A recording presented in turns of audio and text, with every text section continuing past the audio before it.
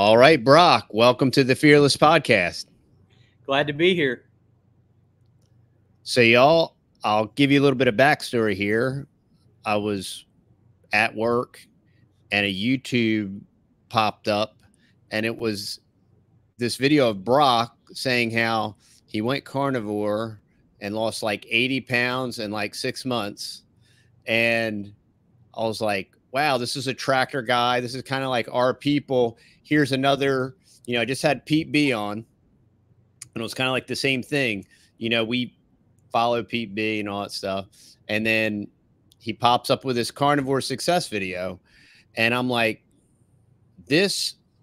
we talked about it yesterday in the Kerry Mann interview, this carnivore tsunami that I think is much more powerful than this homestead tsunami that's going on when you're watching all this real-time evidence of the success that people are having through this incredibly simplistic way of eating.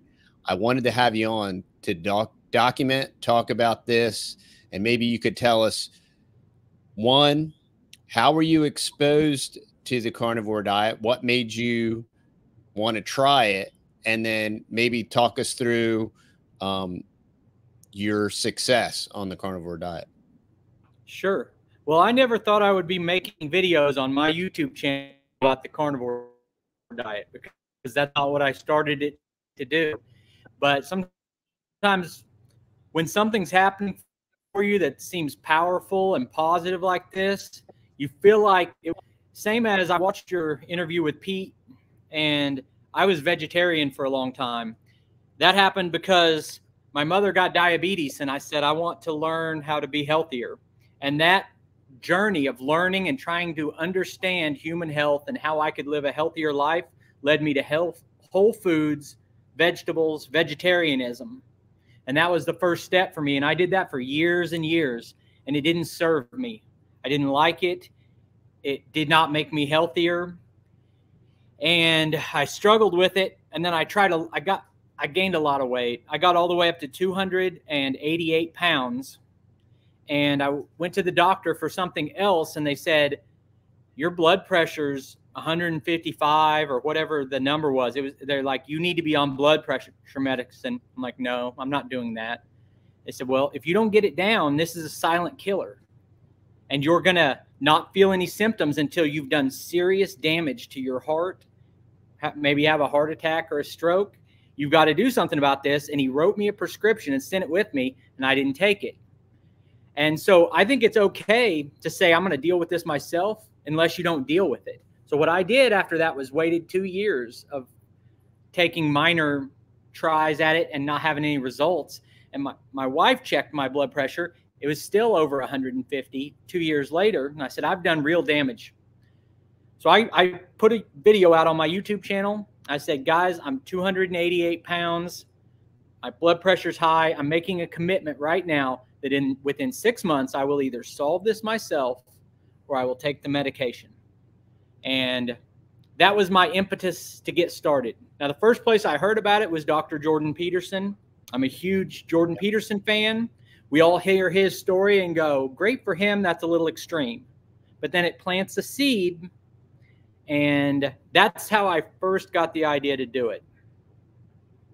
And that's what I think we're seeing. We're seeing almost everybody points to Jordan Peterson.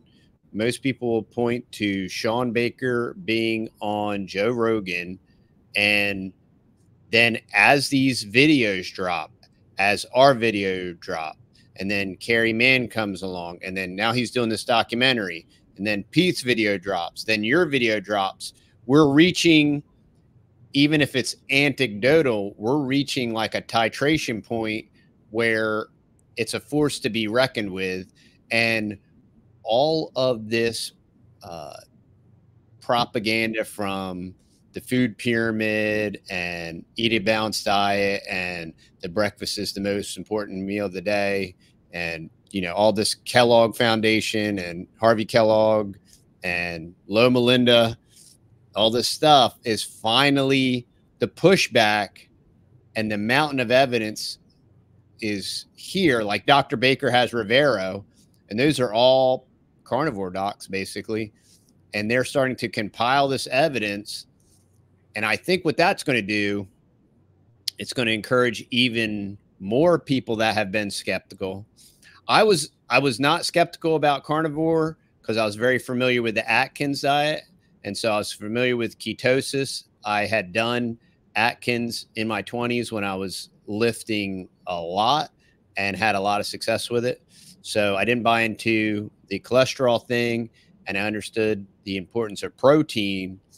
It's just when you get married and you have family events, like either it's like with your mom, or for me, it was with my wife, and she was plant-based and all these different things. Once you navigate through all that and find the success that is carnivore and the immediate success, that's what I think is beautiful about it. Is the only thing better than simplicity is the immediacy that you start to have positive results. Brock, how soon was it when you implemented carnivore that you started to see a move in the right direction? So I talked about my blood pressure being at 150. Like 140 is where they start to push you to medicine. 130 is like the warning area. I went from 150, top number, and I know there's more numbers that matter, but that top number went from 150 to 120 in about 3 weeks. And that's dramatic. And that's life-changing in 3 weeks. And then within that, I'm losing weight, but I've lost weight before. Like, what you're looking for is sustainability and something that affects your entire body in a healthy way. But my weight loss has been pretty steady throughout the entire time. And within, I think at about the 3-month mark, I had like 3 weeks with no weight loss, but I just didn't even worry about it. But yeah, I saw the most important result to me, which was the blood pressure. That happened very quickly. Yeah. And you study this stuff, you watch the videos, you listen to testimonials from people, and you start to understand the number of underlying conditions you can treat with this way of eating and eliminating carbohydrates and eliminating processed foods, from whether it's, diabetes or your liver or all these different arthritis, the whole list of problems. When you see your problem go away that quickly, it's hard to deny it. And the biggest thing for me about carnivore compared to whole food plant-based is that with the plant-based, you have to supplement. I think anyone who's the proponent of that will tell you you need this and this and this and this, or you've got to eat huge amounts of these leafy vegetables. And I hated every minute of being plant-based. I didn't enjoy it like I do this lifestyle. So within 3 weeks, you saw dramatic positive results. And once you start having these demonstrable positive results, there's your motivation to stay the course. So now you're, what, 6 months in? Yeah, it's been 6 months and maybe 3 weeks. And I am down 82 pounds from 288 to 206. So predominantly, what does your diet consist of right now? So I've been buying a half a cow at a time from a local farmer. Got a separate deep freeze for this local beef. And he brings it in like 5 big sacks, and it's all mixed. And I just dump it in the freezer. Every day I go in and I grab 2 packages of that meat. And I don't really pay attention to what it is. It could be a roast and some ribs. It could be hamburgers and steak. And I thaw those 2 packages out. One's breakfast and one's dinner. And so you're doing like a potluck. Yeah. So if I just eat the beef from those cows, and I like all of it. So, and I don't want to eat all the steak first and then say all I've got for the next month is this roast or whatever I didn't pick. So I just grabbed 2 packages of meat. One's breakfast, one's dinner. I have mixed feelings on coffee. I kind of think I'd be smart if I weaned off the coffee, but right now I'm having about 5 cups of black coffee a day. Sure. And, I was a big coffee guy. Everybody else still drinks a lot of coffee. I don't like, I used to have 2 or 3 cups a day, but I haven't had a cup of coffee in probably a week. And I was doing the carnivore coffee with like 12 egg yolks, you know, and I would use a teaspoon of honey. But I haven't had coffee in like well over a week. So, and I don't feel like I need it. Um, and I like coffee too. But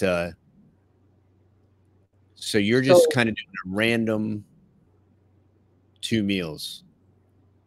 yeah, and I don't try to regulate it. Like I've got a fasting app on my phone. I've went through periods of trial and error. Let's see what works. You know, I did the intermittent fasting thing. I think if my weight loss was stalled, I would reduce my eating window, but it's not. I never limit portions. Like if I want 5 steaks today, then I'm going to have 5 steaks, but I Right. usually don't. And back to the coffee real quick. When I started, I said, I'm going cold turkey. Nothing but just this beef. I'm doing it the way Jordan Peterson did it, or the way his daughter did it, the lion diet. And I'm just having steak, and I'm having liver, and just hardcore. Like I love the tongue and the heart and all those types of things too. And went no coffee, no caffeine, and did that for like a full month. And I never felt drowsy or anything. I had one trip where I had to go 12 hours and didn't drive 12 hours, got there at 2 in the morning and drank some coffee. And that got me kind of hooked again. But if you can Sure. go without it, you don't need it. That's for sure.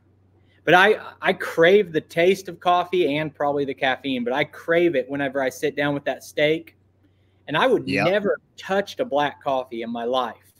Thought coffee is something nasty that if you put like a little bit of it in with a lot of milk and sugar, then it's drinkable. And now just black coffee, that's my treat that I give myself. Wow. Check that out. That's my wife's thing. That's the only thing she does. She is super hardcore, but she drinks coffee, black. I think she puts a little bit of cinnamon in it, but she doesn't put any sugar in it or anything like that. And that is what she calls. She's like, this is my treat. She drinks like a couple cups a day, and that's like her jam. But that's what I like to talk about is one, I say, if you do it and you try it, be consistent, be hardcore in the beginning, because you're going to, the success you have is what's going to keep you on it. And then I think sustainability is important. So if you get to a point where you think you have to, like we've experimented with different types of carnivore or keto type cheese stuff. So like as long as it's animal based, doing like we did like a carnivore pizza where the pizza dough part is like cheese and egg yolks or something, and it was really good. And if that's what it takes to, if you just need to change it up a little bit, but I always feel the best on red meat. Like I've completely cut out the pork. I was originally doing pork and beef, and I felt the best on the beef. And when I try doing some of these other creations, I don't feel bad. I still have a lot of the positive effects, but I don't feel great. When I'm on the red meat, I feel great. And what I worry about with that is if you start eating a lot of things that taste like pizza, that you hear people say kind of it's going to cause you to crave more. Like if you drink diet soda and it's sweet, you're going to start craving more sweet things. Right. And so I'm trying to keep those temptations out, but I'm not perfect. If I'm going somewhere and I need a snack on this road trip or something, like some of the gas stations will have Slim Jims that are very low in carbohydrates, and that's a processed food. Or like sometimes I'll eat hot dogs, that's a processed food, but it's not carbohydrates. Like we don't have to be perfect. But my favorite thing to do, so I'm almost all beef, but probably once or twice a week, I go over to the rib crib and I have a full slab. It's dry rub only on it, no sauce. There might be some carbs in that, but like it's all right. Maybe. Yeah. I love ribs. Yeah. So you're down about 80 pounds.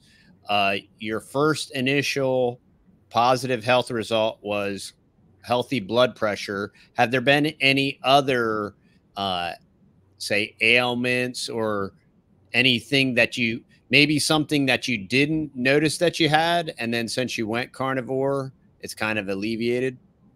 Yeah, so nothing that sounds medical or anything, but what I would say is if you've ever been like sleep deprived and you're walking around and you don't realize it, but maybe your eyes are about like this and you're kind of dragging and it's like, yeah, okay. And then now I'm like, my eyes, it feels like my eyes are wide open and I just am excited to do things. And it comes in stages. Like after 6 months, I would have told you this is going great and I'm happy with it. But then in the last 3 weeks, I've started having the urge to run. And I haven't ran in 10 years or more, but I've been going on walks. I'm using the Apple Watch because I can be motivated by numbers and little targets and stuff. And it tracks things like your VO2 max, which is like a measure of how efficiently your body is utilizing oxygen in your muscles, or your cardiovascular health.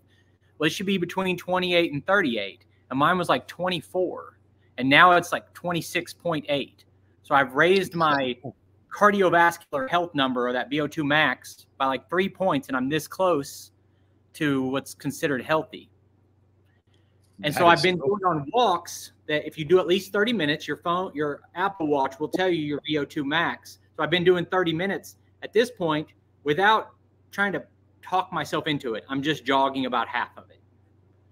And it just wouldn't have happened before. That is cool. Yeah. What I'm doing is, because of my shoulder issue, I'm still trying to rehabilitate it.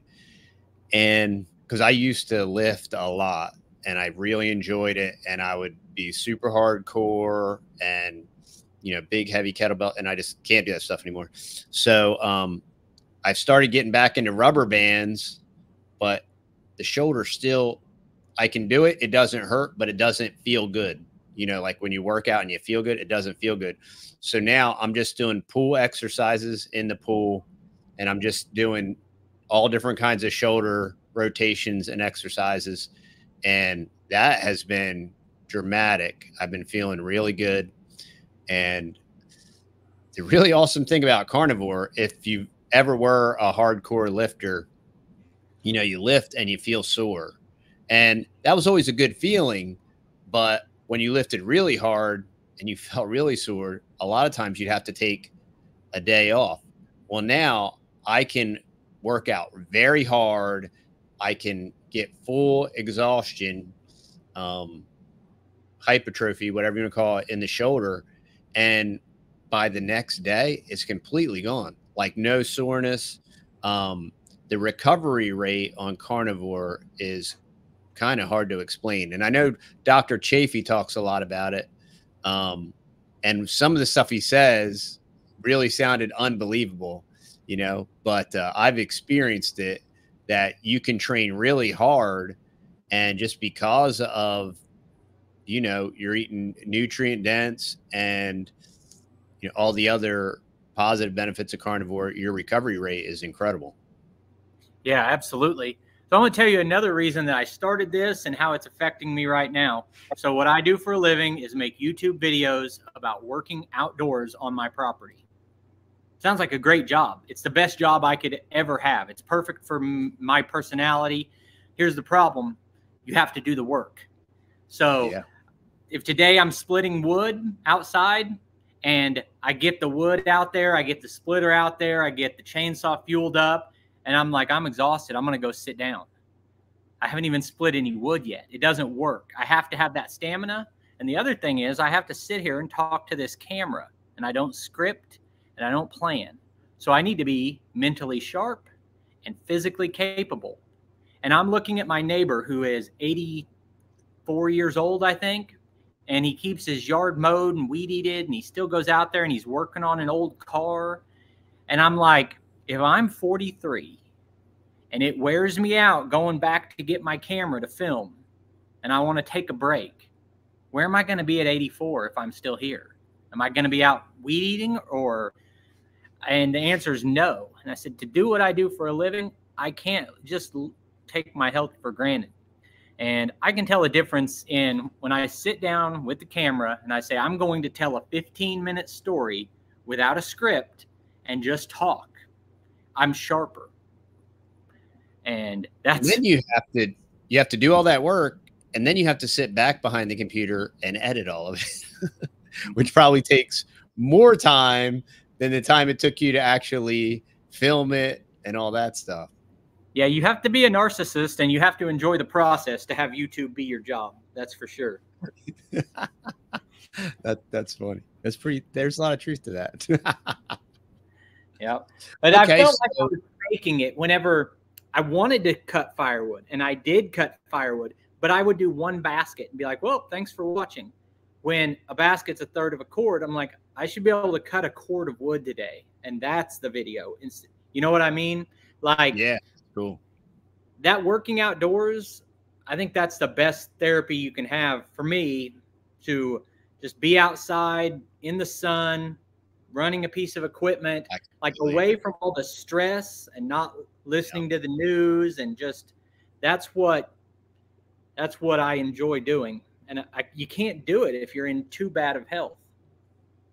No, and what I do now, I mean, we've had this farm, and thank the Lord for my boys. I was not able to do anything. I could just about work and put in a 10-hour day or whatever, and I'd come home and get in the recliner and then crawl to bed and then get up and do it all over again. But I work 4 days, and then I'm on the farm for Friday, Saturday, and then we have church and everything all day Sunday. But now all day Friday, I'm carrying 40-pound feed bags, and that's part of my workout too. You know, I'll put a feed bag even under my bad arm, under both arms, and I purposely walk it I park the truck at the front of the property, and I walk it to wherever I have to take it. And then we just ordered one of these weight sleds. So I'm going to start doing some weight sled training. And this way, when we get the animal feed, I'm just going to stack it on the weight sled and then either pull it or push it around the property. But I completely agree with you. This outdoor lifestyle and working outside is exponentially incredible. And one thing that I've experienced is carnivores. And I heard this was somebody's tagline. It might have been Carrie Mann's tagline at the beginning or something. Carnivores don't sunburn. Or there might even have been a podcast called Carnivores Don't Sunburn. I do not sunburn. I have tried. I have purposely tried. I've worked outside, full sun, 105 degrees for a whole entire day, and I don't sunburn anymore at all. Like, I don't even get red. Yeah, so I'm obsessive about always being working on something, and I never seek out recreation. And that's a little bit of a sore topic with my wife, and she's kind of laid down the law that we're taking a cruise in August. And it was hard for me to relax into that idea, but we're doing it. And so now I was like, well, if I'm going to be there, I might as well enjoy this. So I've been trying to get a tan, and I've lost all this weight, and I've been outside working in the sun. I can say I haven't sunburned. So I hadn't really heard that comment before, but it's not happening to me. And I'm telling you, I've tried. Like, so I'm off Friday, Saturday, and I'll work full sun both days in a row on purpose with the sole intention of, like, I'm getting blasted and I've not, and I used to sunburn. So you guys are going on a cruise? Yeah, we're going 7 days. I'm still halfway excited, and I'm halfway thinking I publish every day, year round, no matter what. I publish a video. What's my audience going to do without me for a week? I bet they'll be all right. They probably need a break from me. What you're going to do is you're just going to sandbag. You have till you got a couple weeks, right? So you're just going to sandbag a video a week and then upload it and set it. Yeah. Set it to go live while you're on vacation. And then you're. So here's one, you know, like vitamins, vitamin D. The only way we get vitamin D, you can take vitamin D. Your body doesn't really utilize it very well. The best way to get vitamin D is through the sun. A lot of people are freaked out. Sunscreen, like the sun's going to kill you. You're going to get skin cancer. I I don't know. I could be wrong, but I trust my gut on things. And I feel like people have always spent their time in the sun. People used to, there was no other way to live except to be outside all the time throughout most of human history. And I bet there's more skin cancer now. So I bet it's a combination of putting chemicals on your skin, being exposed to chemicals. And it's like if you were put a chemical on something and then put that thing in the oven. Like I would much rather be exposed to skin than be exposed to a skincare agent. So if the skin is what takes me down at the end of it, if the sun is what takes me down, then I guess that's what I got. But I think the more you can get, the better as far as the sun. Yeah, I totally think that the skin stuff and sunburn is totally seed oils. I think it's just, you know, we're ingesting them in everything and in a lot of stuff that we don't even know that they shouldn't even, like, you can look at ice cream now, and ice cream will have 3 to 4 different kinds of seed oils. And I'm like, yeah, I remember when ice cream was heavy cream, sugar, and eggs, and whatever like whether it's vanilla or whatever.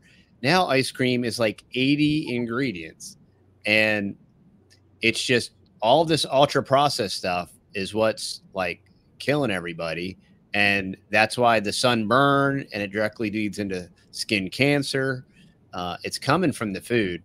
And that's why I think it's fascinating now is I can work. And for my job, I'm outside all day long. I'm on roofs. I'm up and down ladders. And I was in the sun all day today. I do not burn.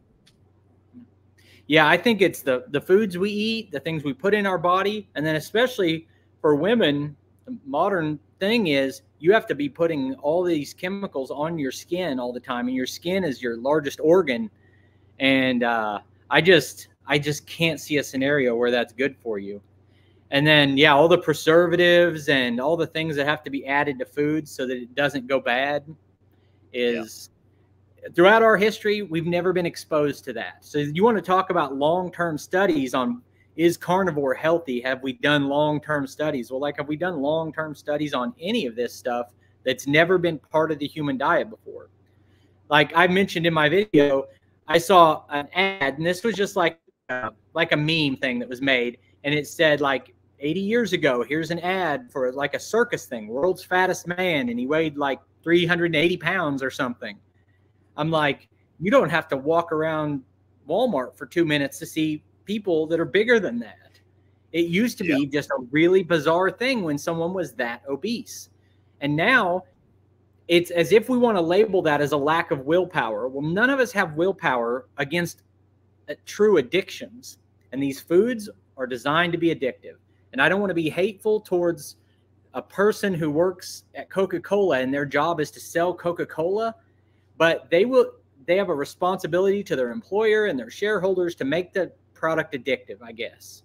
On an individual level, I don't want to, but the result is we're producing things that are just addictive, and it's everywhere. It's all the time. It's so normalized that there's like a peer pressure that if you go somewhere, I went out to eat with people last night and they're like, you're not going to have any dinner rolls? Right.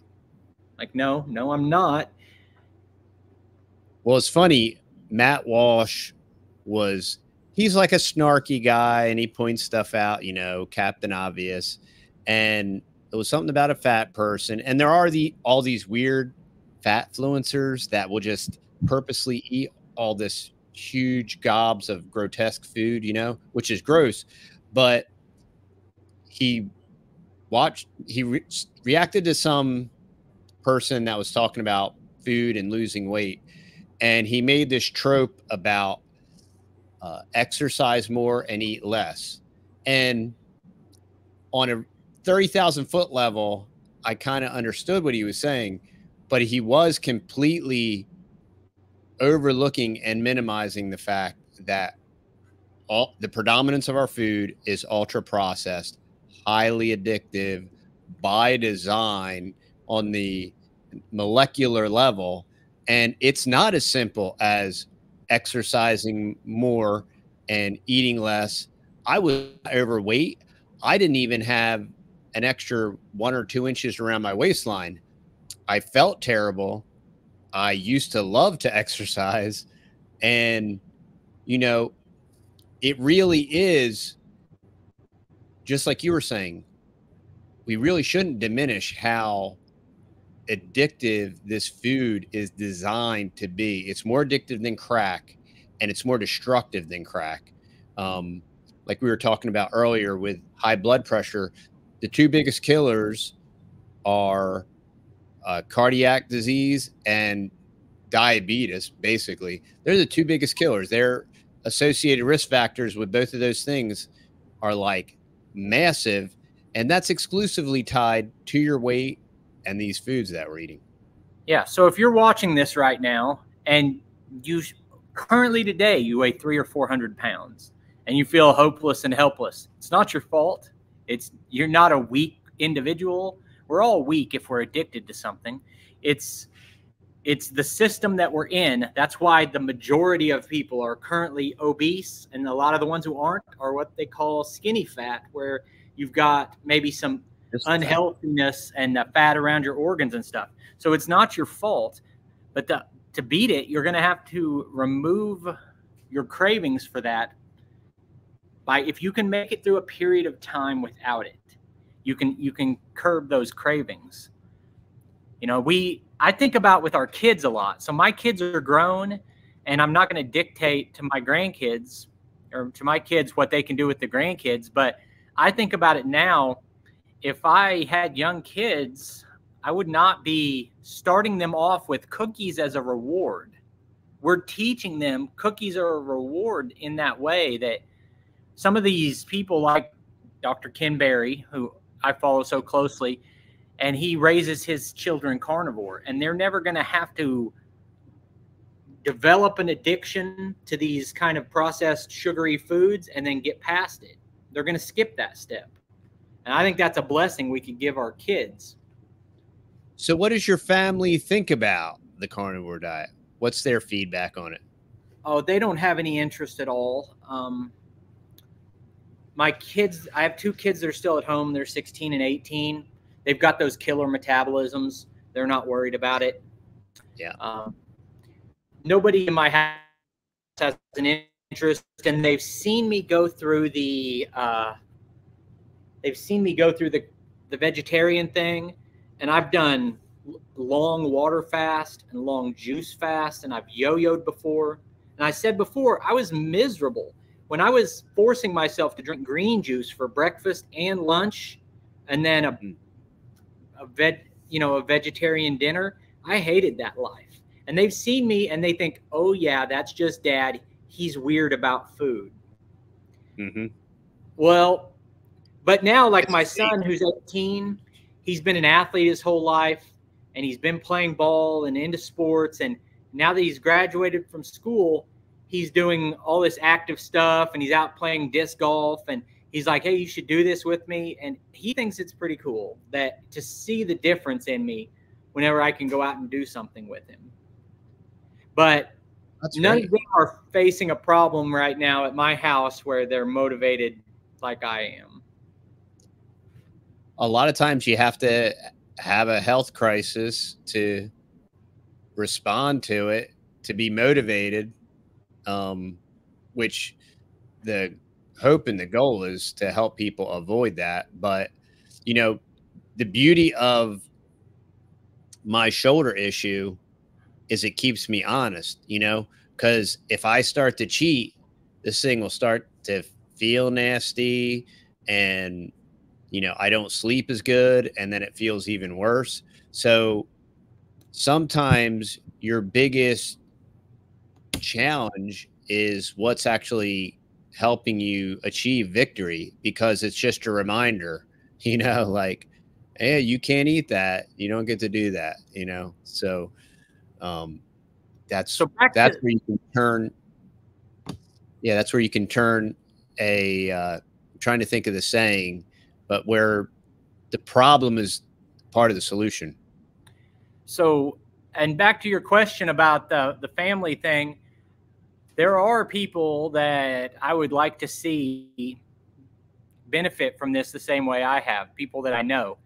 And Dr. Berry talks about this too, that you cannot jump on this diet and then run around and beat everyone over the head with it and try to force them onto it. But go lose 100 pounds and start jogging and get a tan and show up revitalized and do things you never would have done before. And people are going to stop you and go, what'd you do?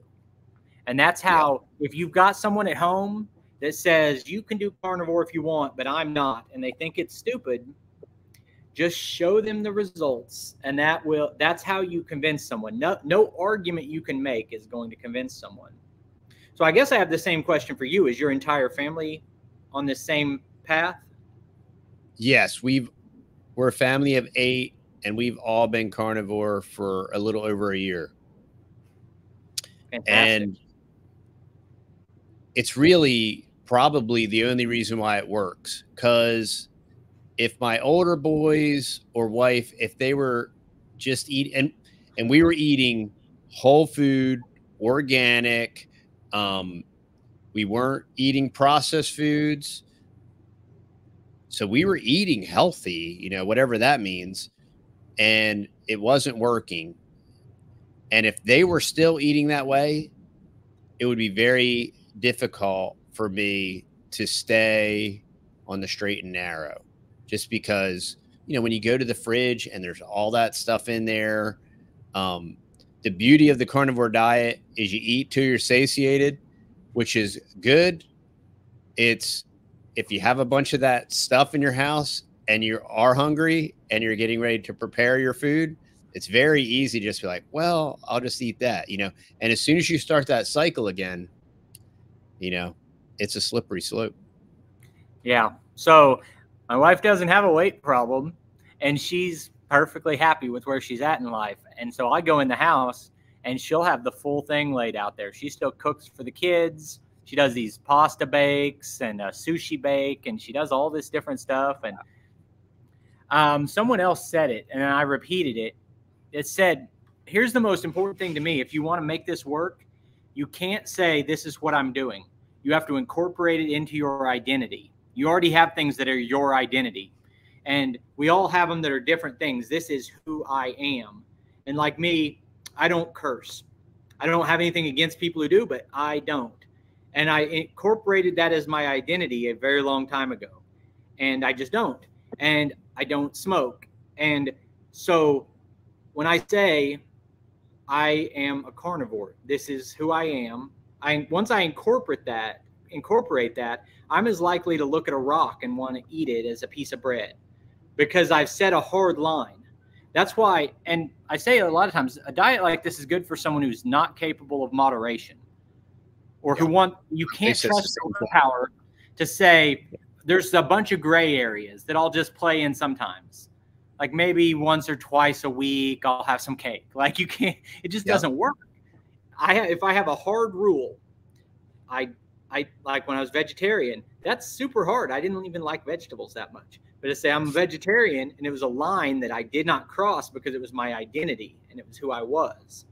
And so for me, flipping that switch has been fairly easy to do after the first week. That's great. Yeah, it's a great way to look at it.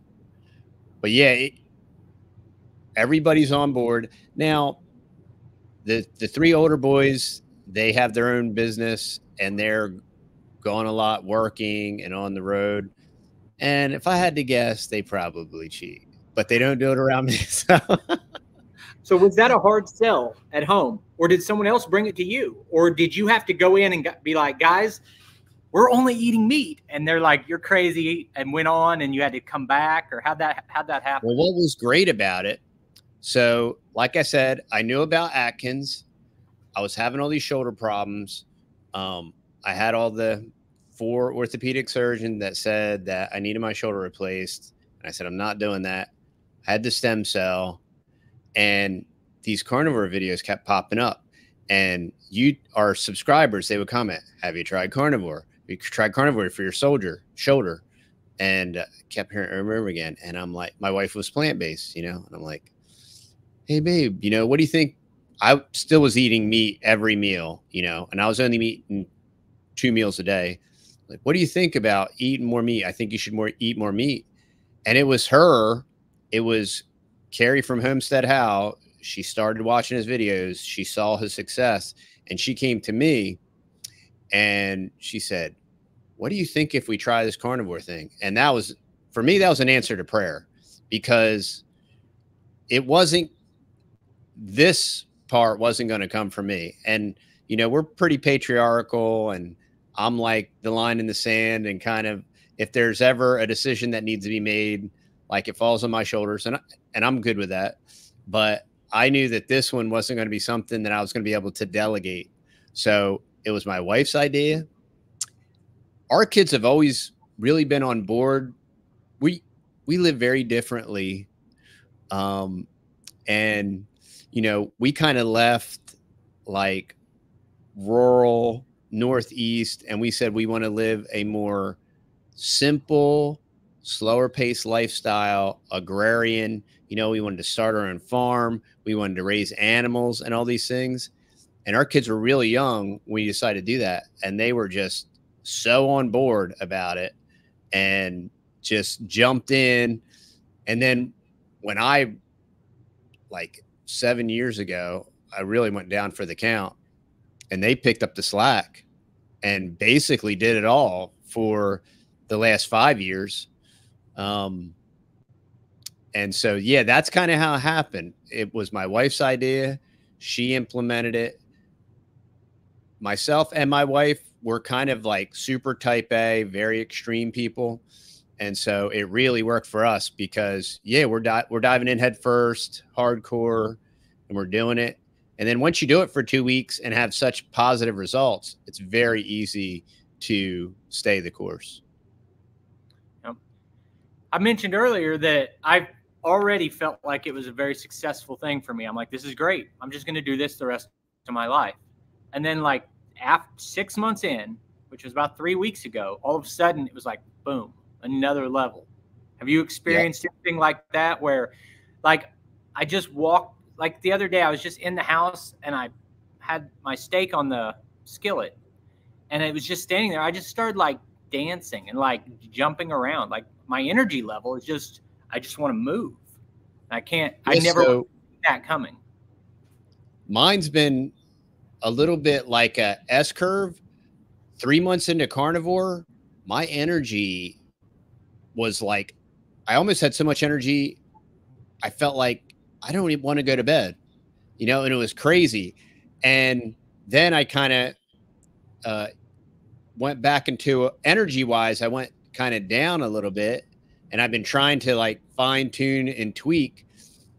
And about a couple months ago, I had developed really bad eczema on my elbow, which was so weird. I'm like, here, I'm carnivore.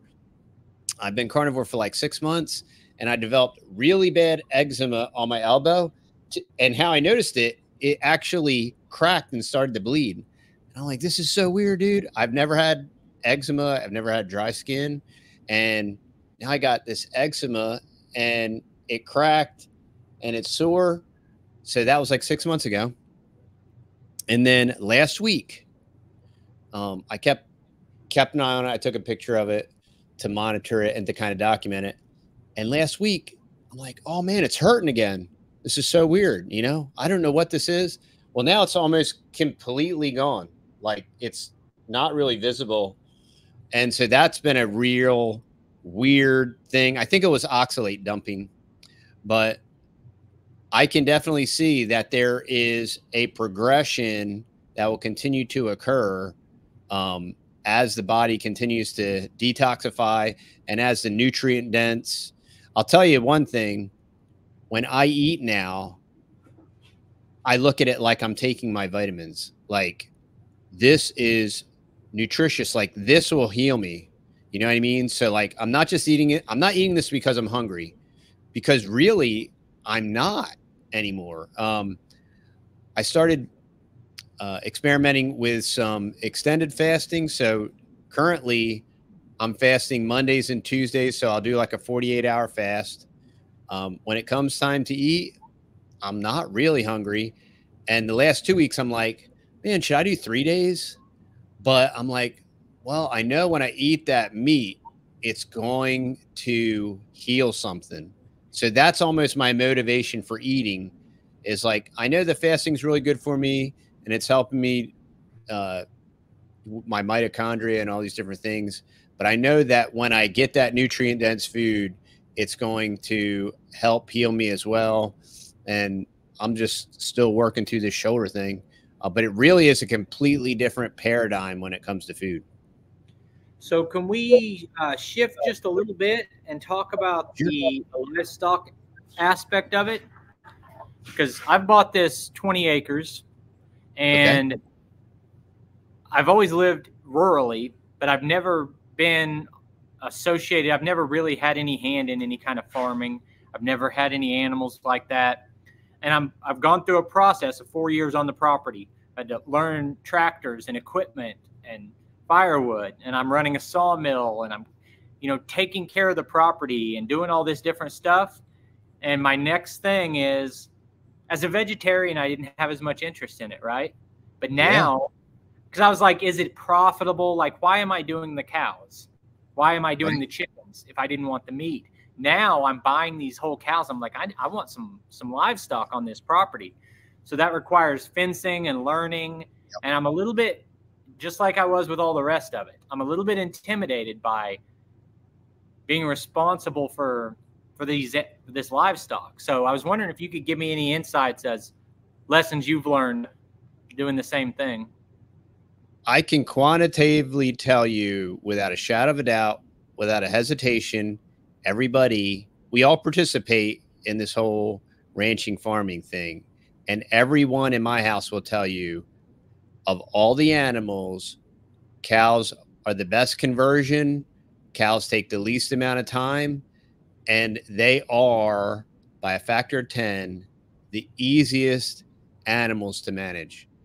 And if you have a good fence and you have good grass or good access to good hay, you are probably, the only thing with cows is a cow is great until it's not. And because we've had dairy cows too. We had a daily milker. And when a cow will be great, but when it goes down, it's going to die within 24 hours. So that's the only scary part with cows. But we used to have Longhorn, and we probably had like 20 head. We lost a smaller bull to a large cat.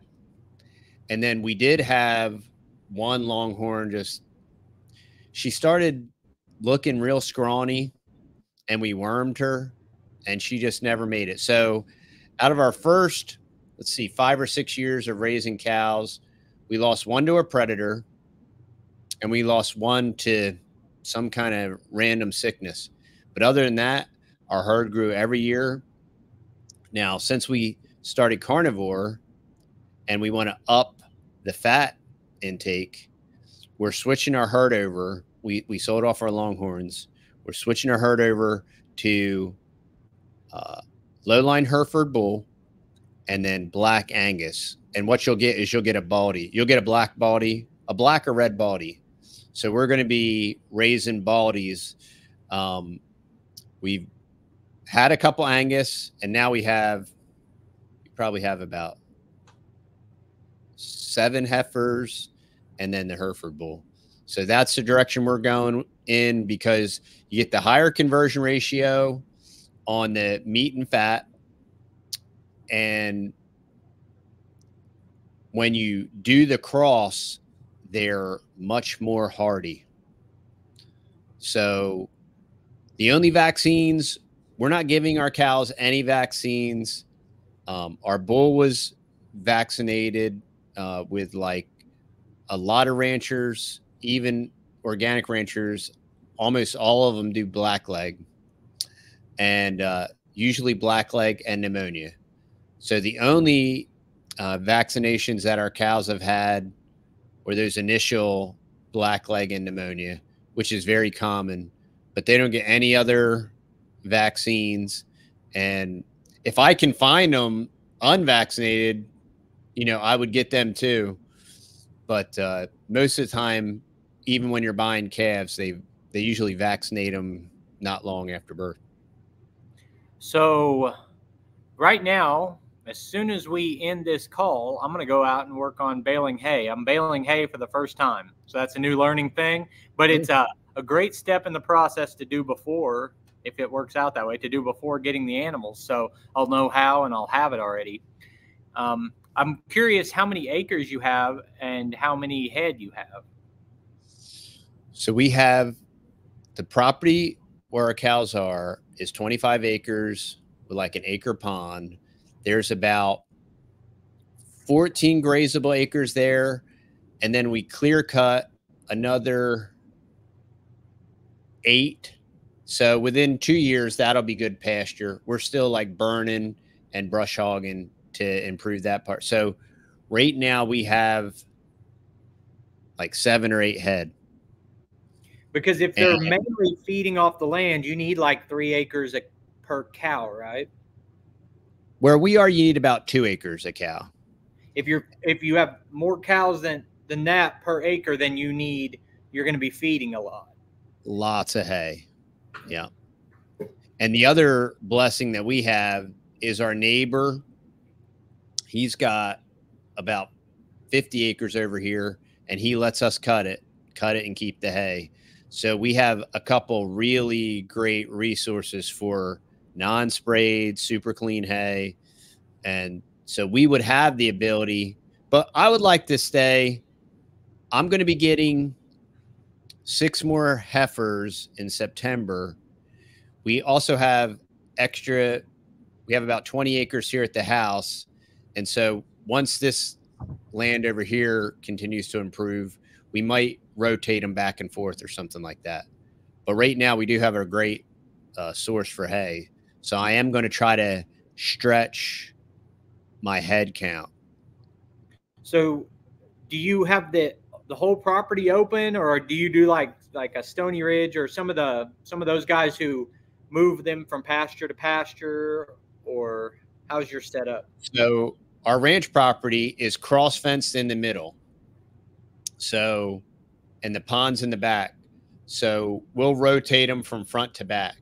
So what we did this year is we kept them in the back, and we had a ton of hay, really good hay. So we were just haying them back there, and we were moving the hay around to help seed the back, because that's where we clear cut.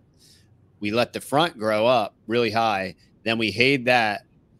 And so we'll probably rotate them to the front here in the next couple of weeks. So we do rotate, but we don't intensively graze, because intensively grazing is really great for the land and for the hay, but it does take a lot of input.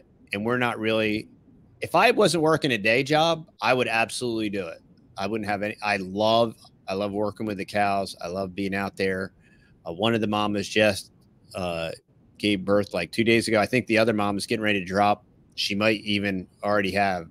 And that's what's great about it. You know, they give birth, and if you don't make it there in a week, you drive it. Oh, look, it really is. It's been a great experience for us.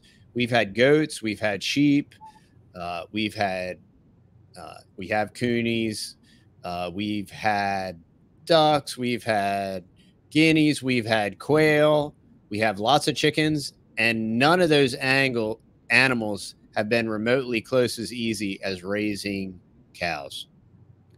So here's another question. You do a lot of things to make money. You've got a job, you have internet income where you're making money online. And I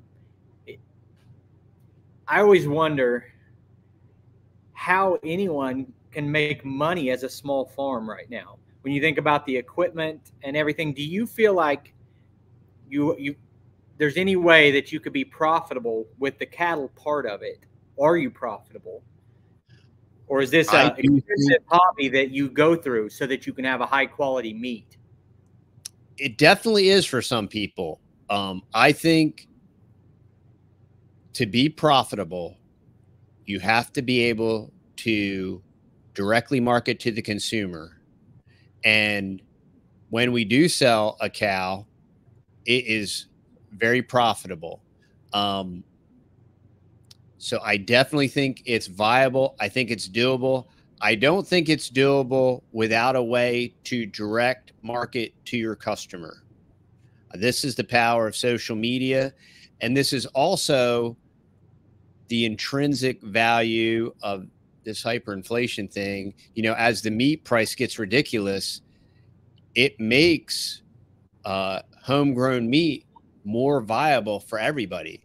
Because now you're like, well, I can pay $1 more or $2 more than I'm paying at Walmart, and I'm probably buying pink slime at Walmart. I don't even know if I'm really getting beef in the ground beef.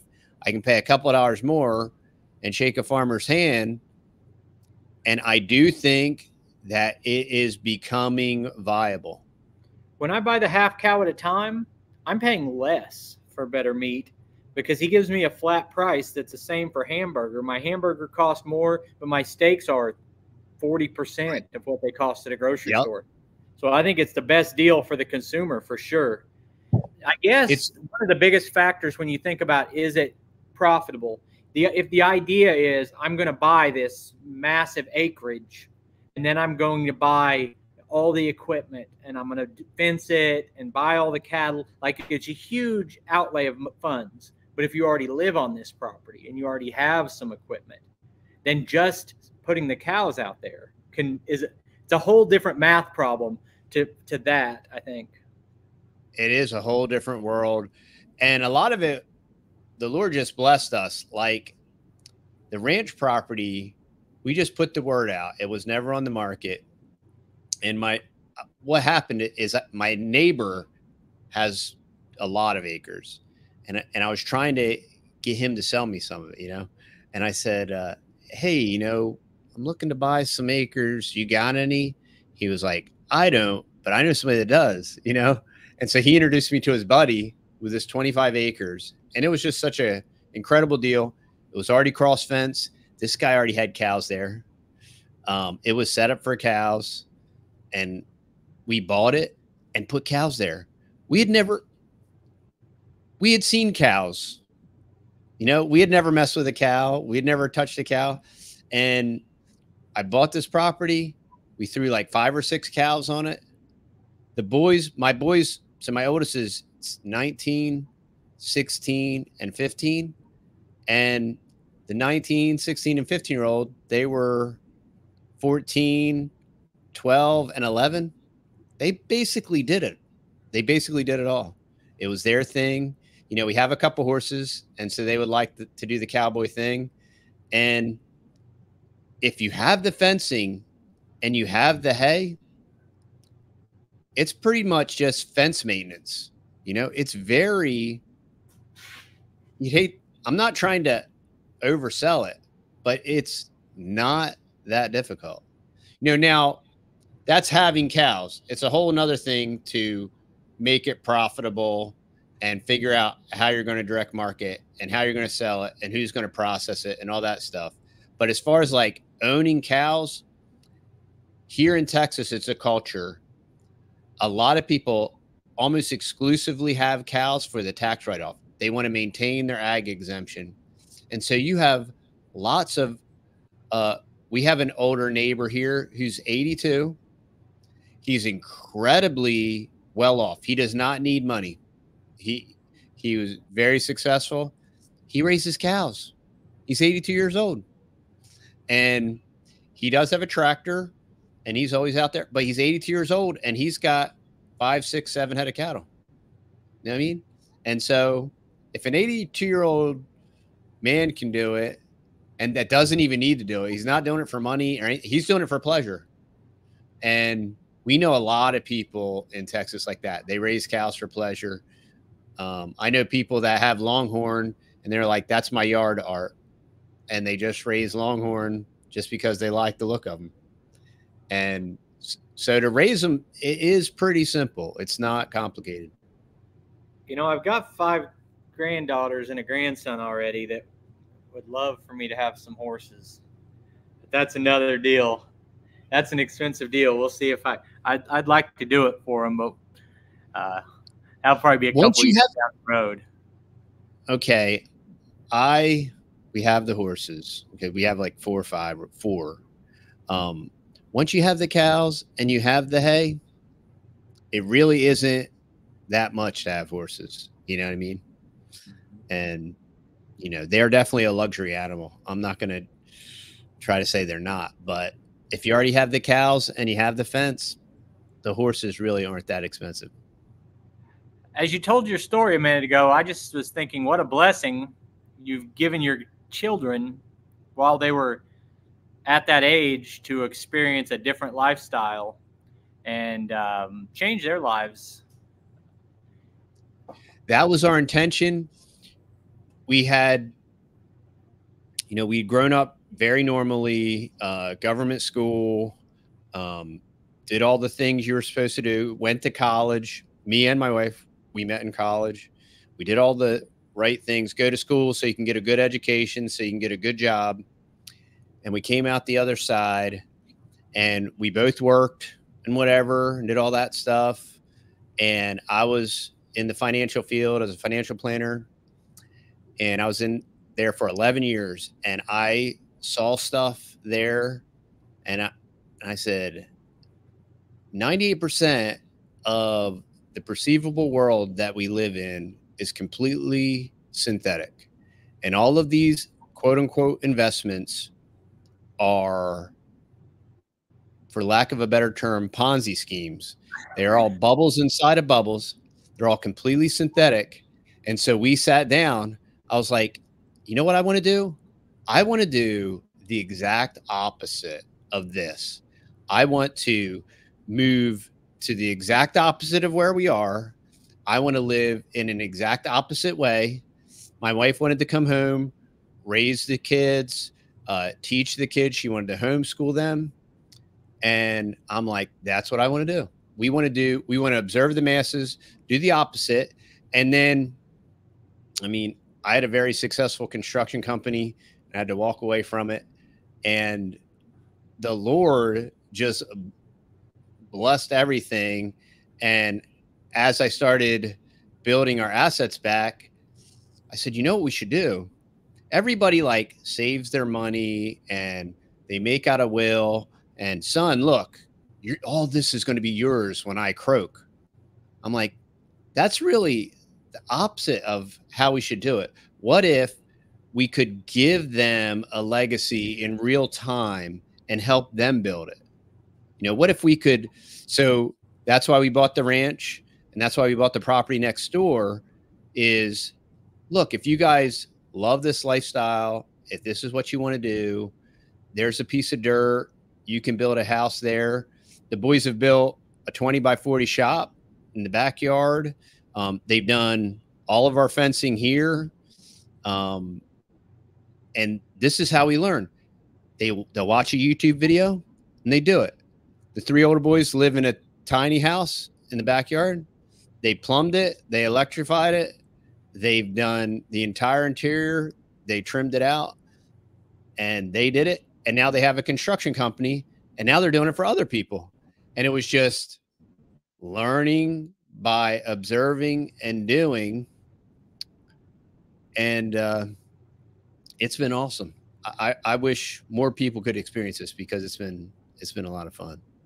That's fantastic. And I don't want to make it sound like I don't think you should save for retirement or whatever, but what you said about the Ponzi scheme, I'm like, it's great that your money can compound interest, but I would much rather, like, how much is the value of land going up every day, and hard assets and things that you can see and touch and they can't take away from you, and it can't go to zero because of, you know, a bubble like you're talking about. I feel the same way. I think what you've done is awesome. Trying to do the same thing. It's going pretty good, but got to cross that next step and get the cows. That's it, man. Jump in. You can do it.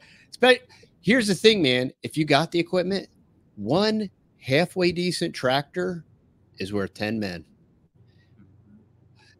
One of the best decisions I made when I bought the ranch property, the guy sold me his John Deere tractor.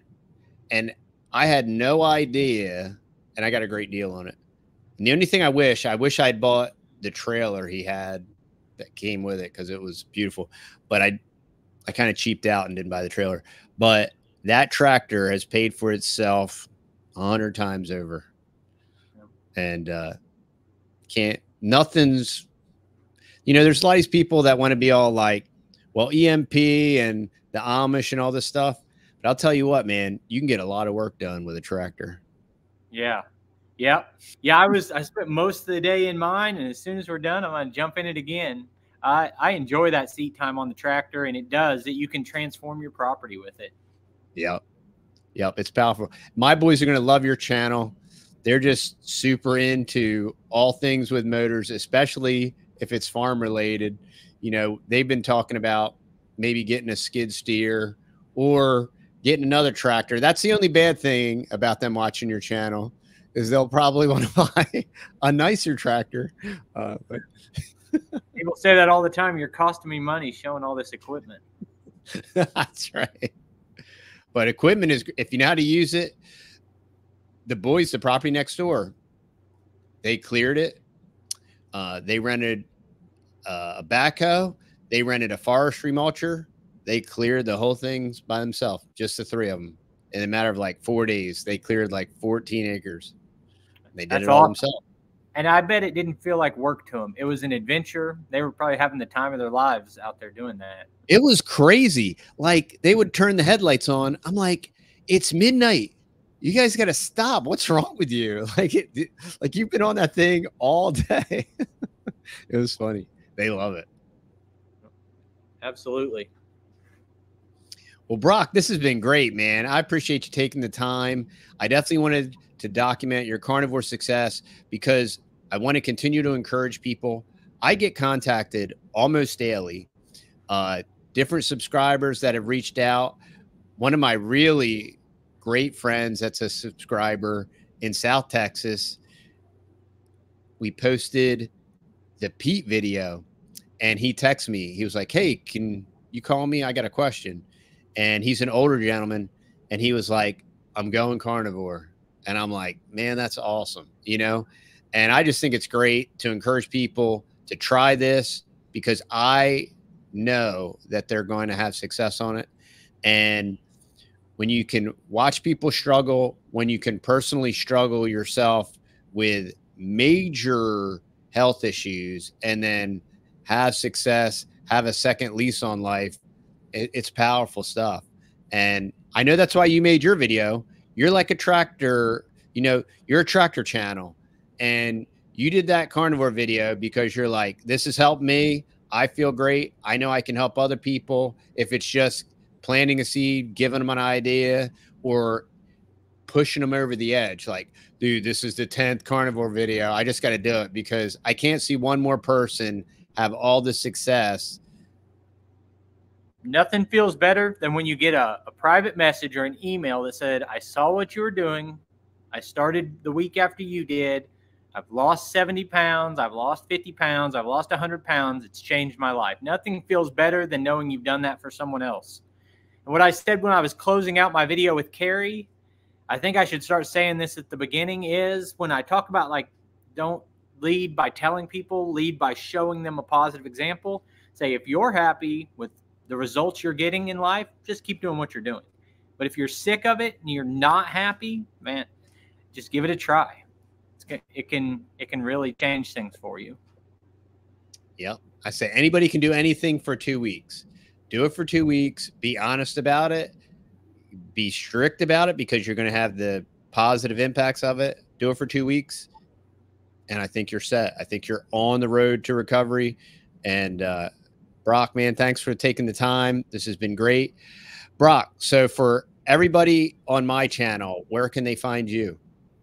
Rock Hill Farm, YouTube, Facebook, TikTok. I post every single day, something to do with working outside on this beautiful property. This guy is a hardcore content creator, y'all. Creates great family-friendly content. I greatly appreciate that, Brock. Thank you. Thank you for creating content that everybody can view. I love it. We appreciate what you're doing. congratulations on your carnivore success, and keep doing what you're doing, man. Yeah. Hey, thanks for having me on. All right, y'all. This is a value proposition.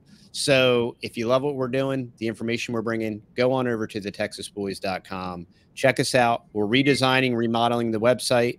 It should be up. It's going to take about another month, but the existing website is there for y'all. Like, share, subscribe, share the podcast, and we'll see y'all on the next show.